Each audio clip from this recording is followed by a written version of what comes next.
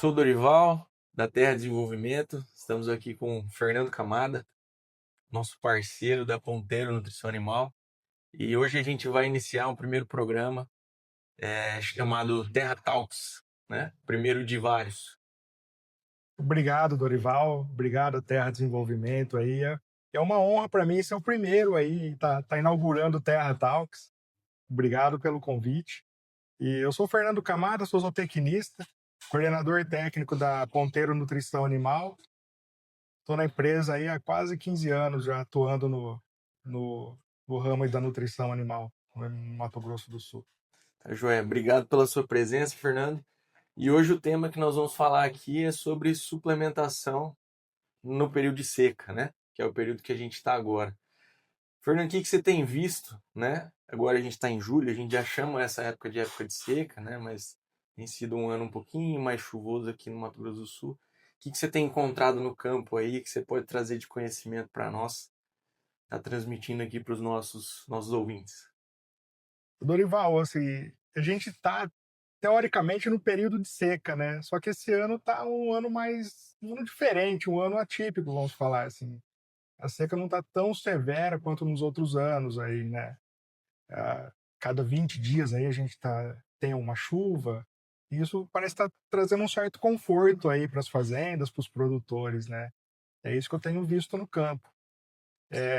Apesar de ter chuva, os pastos não vêm com o mesmo vigor que vem no verão, a gente não vê essa abundância de capim, mas comparado aos outros anos aí, está um cenário bem favorável, né?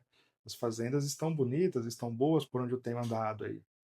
E, e uma coisa que eu não vi ainda esse ano foi a temida geada, né? Certo, Eu certo. moro aqui no estado há mais de 18 anos e deve, se não for o primeiro, o segundo ano no máximo que eu vejo uma situação dessa, né? Os Maravilha. outros anos, nessa época aqui, as fazendas já estavam piores em termos aí de qualidade de pasto, né? Tá certo. Então, vamos dizer, é como se estivesse ainda dando uma oportunidade para os produtores Tá, nessa época, né? Que é, normalmente já estão sofrendo um pouquinho mais com a intensidade de seca, né? O que você observa, Fernando?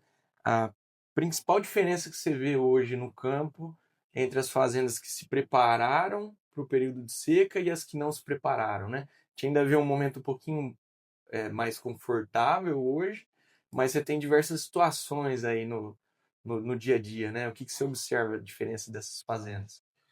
Dorival, das fazendas assim que a gente acompanha, que a gente às vezes até pela prestação de serviço que a empresa dá, a gente até acaba entrando aí dentro do ciclo de produção.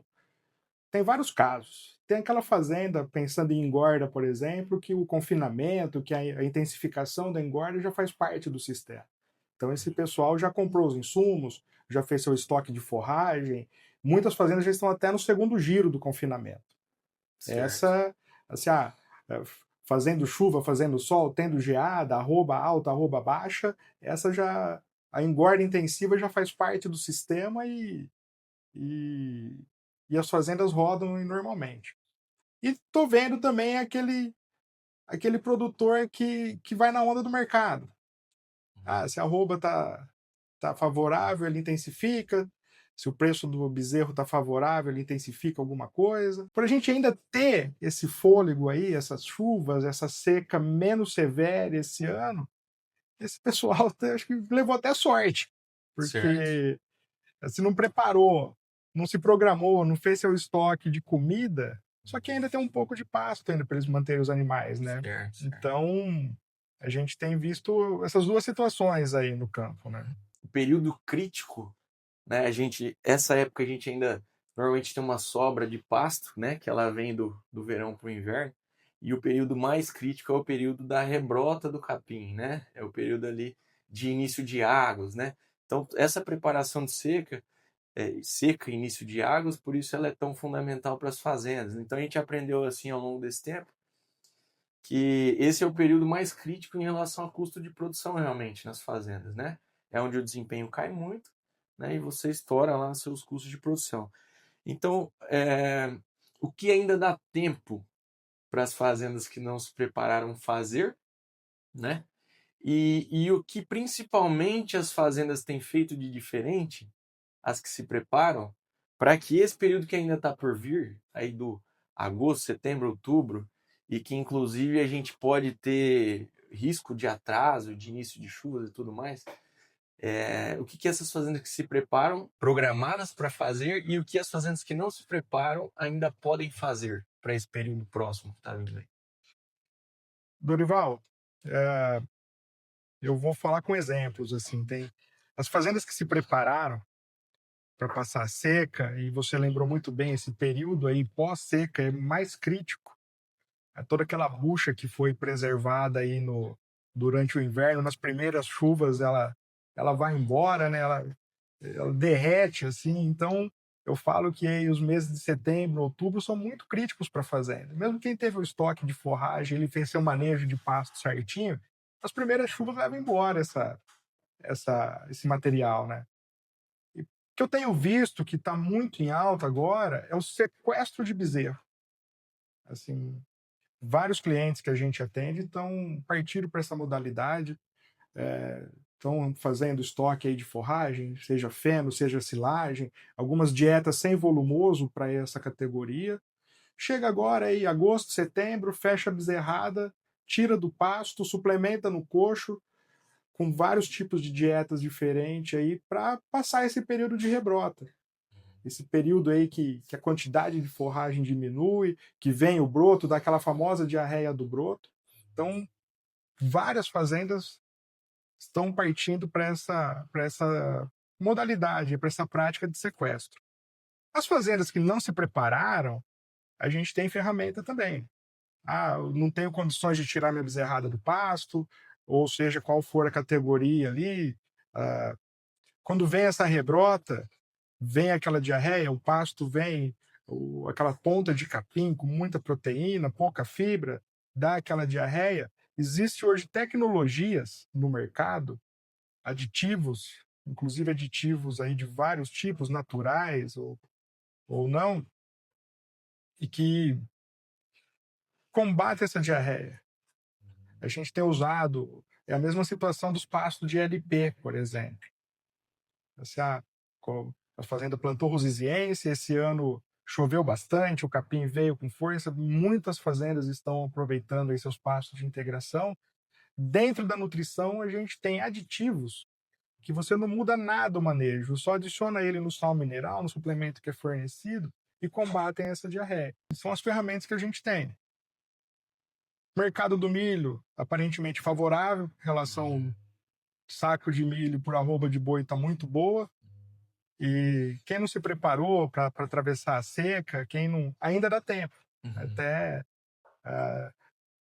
Existe a TIP hoje, aí um assunto também que está muito em alta. A gente vê até hoje eventos direcionados para TIP, palestras. Então, assim, é uma ferramenta muito boa. Ela demanda menos mão de obra, demanda menos estrutura.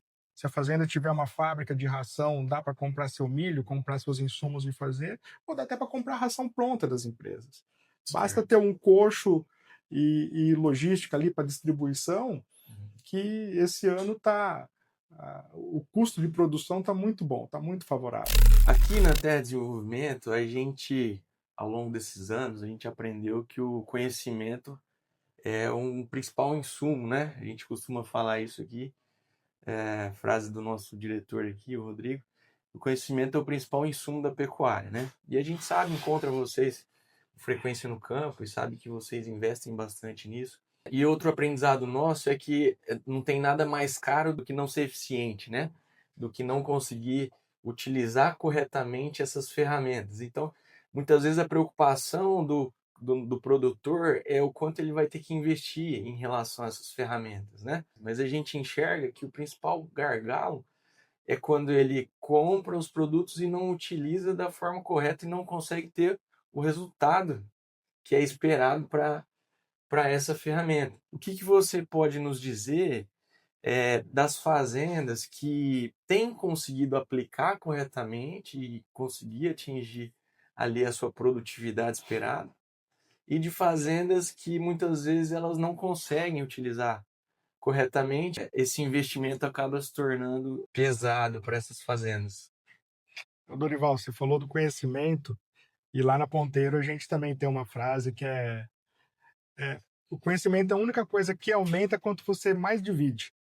Maravilha. Então, a gente sempre ouviu isso lá dentro da empresa e a gente pode até falar que é uma linha de trabalho nossa. Assim, hoje, a equipe da Ponteiro são formadas aí, quase todo mundo é técnico, ou zootecnista, ou veterinário. Os que não são técnicos conhecem muito, já estão há muito tempo no mercado e recebem suporte dos outros técnicos da empresa. E a gente gosta muito assim de onde a fazenda dá liberdade, a gente entra para dentro mesmo para ajudar, orientar, para capacitar as pessoas. A gente tem um portfólio aí de cursos, treinamentos dentro da nossa prestação de serviço. E o que você falou é muito real, assim, às vezes uma tecnologia mal aplicada é um prejuízo muito grande. Assim, é o famoso barato sai caro. Então, a gente capacita a nossa equipe, participa de eventos, participa de simpósios, palestras e o que for para aumentar esse conhecimento, para a gente ter mais bagagem para orientar melhor os nossos clientes e quem precisa, né? Outra frase que eu gosto muito assim é: aprender com o erro dos outros é mais barato. Então, quanto mais experiência, quanto mais vivência de campo, você consegue evitar várias coisas e orientar melhor aí o seu cliente, o produtor, quem for que seja, né? Fernando, a nutrição animal, dentro dos perfis de desembolso que a gente avalia, normalmente ela está ali no perfil A, né, na curva A, que a gente diz. Então, um custo importante dentro de uma propriedade. E por isso é algo tão discutido entre os produtores, né? O ponto principal não é só o custo, e sim a eficiência com que esse custo ele é trabalhado dentro da fazenda. O que você tem visto de diferente nas fazendas que enxergam a nutrição animal apenas como um custo e as fazendas que enxergam a nutrição animal como um custo, mas também como um parceiro a ser trabalhado, né, para que ela obtenha eficiência no uso desse custo tão importante para a propriedade. Dorival, fazendas, a gente tem noção desse custo e o quanto que a gente impacta aí no financeiro de uma fazenda. Assim, fazendas que não repõem animais, que não compram animais, com certeza a nutrição deve ser o maior custo. A Terra Desenvolvimento acompanha muito isso daí, vocês sabem melhor do que eu, né? E tem diferença mesmo, igual você falou, assim, tem fazenda que vê a nutrição como uma ferramenta de alavancar seu desempenho, de alavancar sua produtividade, de melhorar suas margens, e tem fazenda que trata a nutrição como um item obrigatório. O lavoureiro não planta, ele não usa hoje a tecnologia que era usada 5 a 10 anos atrás. Assim, o lavoureiro ele acompanha essa evolução. Ele sabe que se ele não adubar, que se ele não usar aquele defensivo ali, a produtividade dele é menor. Existem fazendas ainda que usam a mesma tecnologia de 40 anos atrás. Ainda existem fazendas aí que usam sal mineral o ano inteiro, não faz uma nutrição de precisão, uma nutrição mais direcionada para cada categoria, para cada época do ano. Se a gente comparar, por exemplo, aí com a produção de frango, de suínos, num ciclo de vida curto do animal ali, que saiu do ovo hoje, 30, 40 dias já está no abate, ele tem mais de 3, 4 dietas aí. Um boi, às vezes, no pasto aí, ele é só pasto e sal mineral durante 3, 4, 5 anos, né? Então, existem ainda esses dois extremos da nutrição de precisão, aquela que técnico, seja de empresa de nutrição, seja de empresas de assessoria, seja técnico próprio da fazenda, que definem a nutrição para aquela categoria, naquela época do ano, e tem aqui, não, é sal mineral o ano todo, aqui a gente não consegue, aqui a gente não faz, então, infelizmente, ainda a pecuária tem esses dois extremos. Exato. E que daí, enxergando esse item apenas dessa forma, ela trabalha num formato menos eficiente, né? Não, com certeza, Que aí deixa de. acaba tornando o seu... Deixa de produzir, né? Exatamente. Aí quando deixa de produzir, né? Quando a gente fala muito sobre o GMD aqui, né? Na TEA Desenvolvimento e nas as análises que a gente faz, quando esse GMD ele reduz, o custo de produção ele sobe, né? Você gasta um pouco menos, porém o seu ganho em relação ao que você gastou, que custou, ele acaba ficando muito baixo, né? Então isso eleva o seu custo de produção. Eleva muito, né? E que muitas vezes torna esse custo de produção maior do que o próprio valor de venda, né? Então a gente vê o momento de hoje, por exemplo, né? A gente tem preços de arroba melhores do que a gente tinha aí, principalmente há um ano, 2 anos atrás, né? Foi quando a gente começou a ter recuperação de preço, mas a gente ainda tem fazendas produzindo com um custo maior do que o valor de venda, né?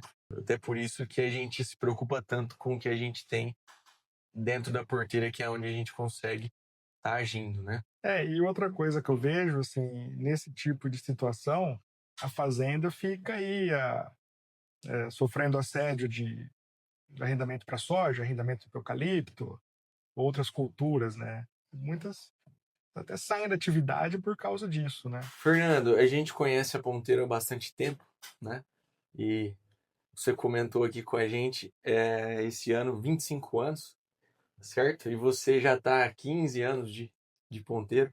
Então, o que você enxerga, né, que evoluiu ao longo de todo esse tempo e o que você tem visto com relação aos próximos anos, né? O que vocês esperam aí com relação aos próximos anos? Dorival, eu assim, há 15 anos aí só na Ponteiro, eu tenho um pouco mais aí já no mercado de nutrição. Diz que o ciclo pecuário ele muda cada 5 a 7 anos, então eu já peguei pelo menos umas 2 inversões de ciclo aí, né? E o que eu tenho visto, assim, é que cada ano está melhorando. Cada ano surgem novas tecnologias, surgem novas ferramentas para se trabalhar para otimizar a produção.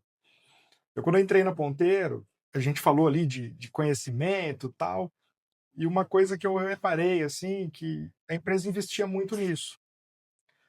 No começo, no meu primeiro ano ali na empresa, a reunião com a equipe técnica era numa sala desse tamanho aqui. Nós éramos em 3, 4 pessoas só. Hoje, se juntar todo mundo aí de técnicos diretos e indiretos, nós somos mais de 30.